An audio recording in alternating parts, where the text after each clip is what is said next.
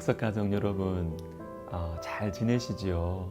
우리 한 주간도 여러분 참 믿음으로 이렇게 살기 위해서 몸부림치시느라 참 수고가 많으십니다.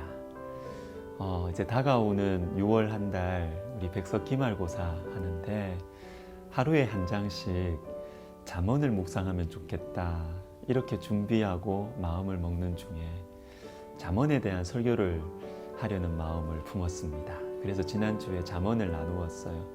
잠언은 지혜의 말씀입니다. 공부 잘하는 지혜도 있고 중요한 결정을 내리는 지혜도 있고 일을 이루어가는 지혜도 있고 말을 잘하는 지혜도 있어요. 그렇지만 지혜의 뿌리가 있습니다.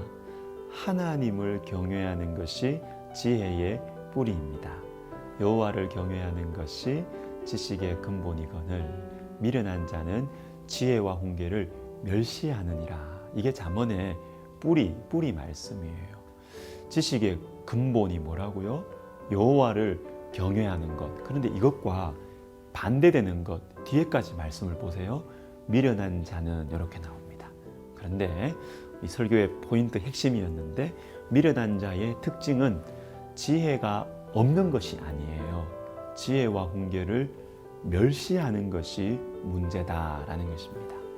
잠언 26장 12절 말씀 참 좀 특별하고 저는 이게 통찰력을 주는 말씀이라 생각하는데 내가 스스로 지혜롭게 여기는 자를 보느냐 그보다 미련한 자에게 오히려 희망이 있느니라.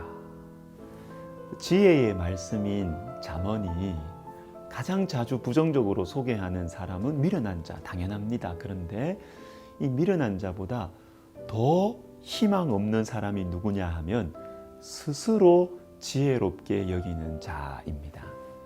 그래서 저는 잠언을 통해서 복음을 발견할 수 있고 복음을 간직한 사람들의 특징을 발견할 수 있다 생각이 듭니다. 민수기 21장 9절 말씀이 생각났어요.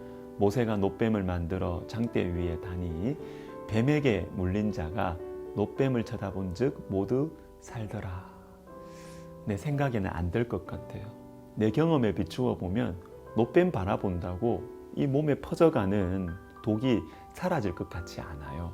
그러나 하나님께서 놋뱀을 바라보라고 하시니까 보는 것이에요. 이것이 복음이고 복음을 간직한 사람의 특징입니다. 요한복음 9장에서도 우리 주님 실로암 못에 가서 씻으라 이렇게 하셔요. 그때 가서 씻고 밝은 눈으로 왔더라. 내 생각에는 안 될 것 같아요. 내 경험에는 실로암에 가서 씻는다고 눈이 밝아질 것 같지 않아요. 그러나 주님께서 가라고 하시니까 믿고 가는 것이 복음이고요. 이것이 바로 지혜의 뿌리인 것입니다. 여러분, 우리 마음에 간직합시다. 가장 본질적이고 중요한 지혜는 머리 막 돌리는 게 이게 아니에요. 하나님을 의지하는 것입니다. 하나님을 바라보는 것입니다. 하나님의 말씀에 내 인생을 내어드리는 것, 이것이 지혜인 것입니다. 겟세마네에서의 예수님 생각해 보십시오.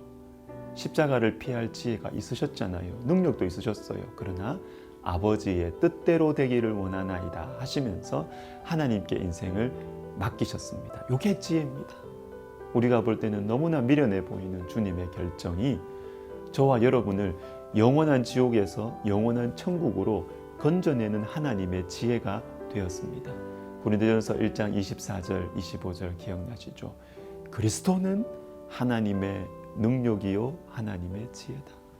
하나님의 어리석음이 사람보다 지혜롭고 하나님의 약하심이 사람보다 강하니라.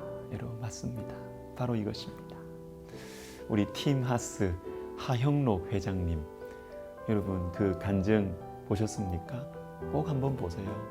참 잔잔하지만 참 우리 속에 참 울림을 주는 귀한 간증인데 이분이 성경을 진지하게 읽어봤어요.